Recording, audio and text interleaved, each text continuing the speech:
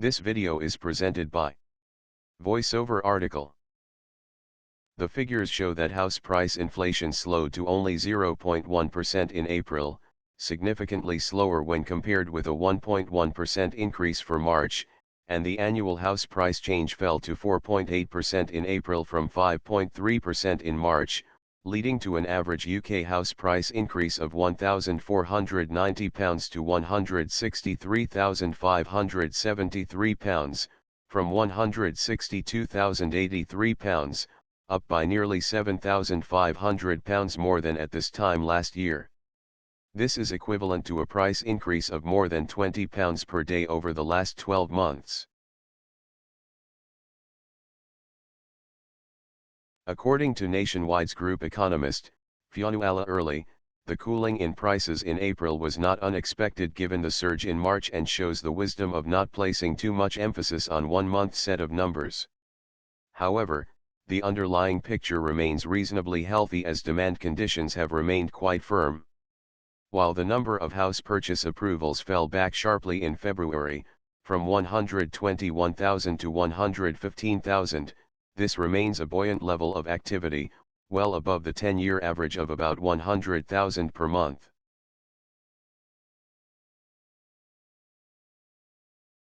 On the whole, this represents good news for the housing market, as prices settle following on from the high levels of house price growth seen throughout the rest of the year.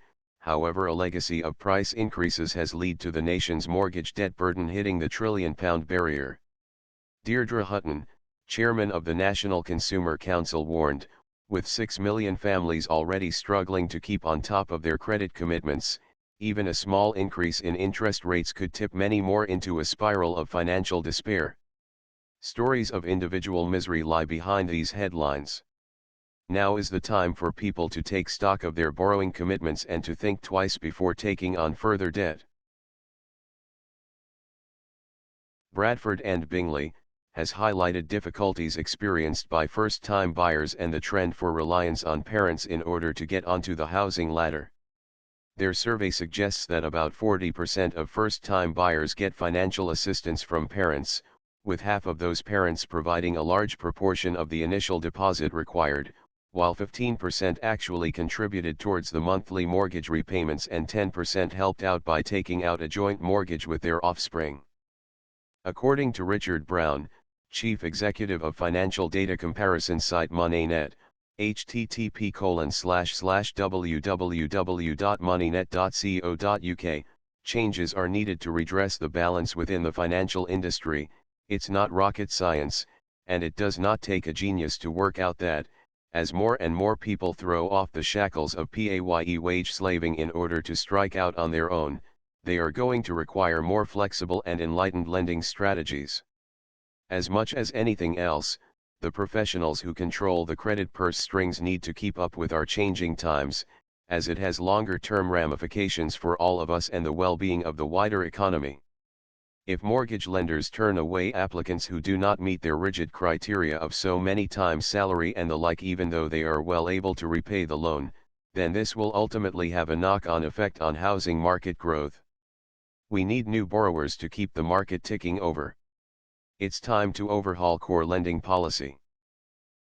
The main high street lenders such as Barclays Bank Mortgages, http://www.barclays.co.uk/Woolwich Mortgages-index, have seen the need to provide different products that meet the requirements of many different groups of consumers, especially first-time buyers, by providing cashback, lifetime tracker and fixed-rate options, and even arranging discounts with major stores for the necessary household purchases required by first-time buyers.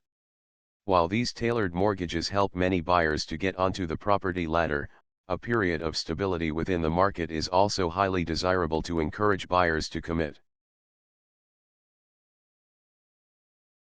Fionnuala Early predicted, looking forward, we continue to expect some month-to-month volatility in the house price numbers as the market settles down after the unseasonably strong winter months and adjusts to the economic conditions on the horizon.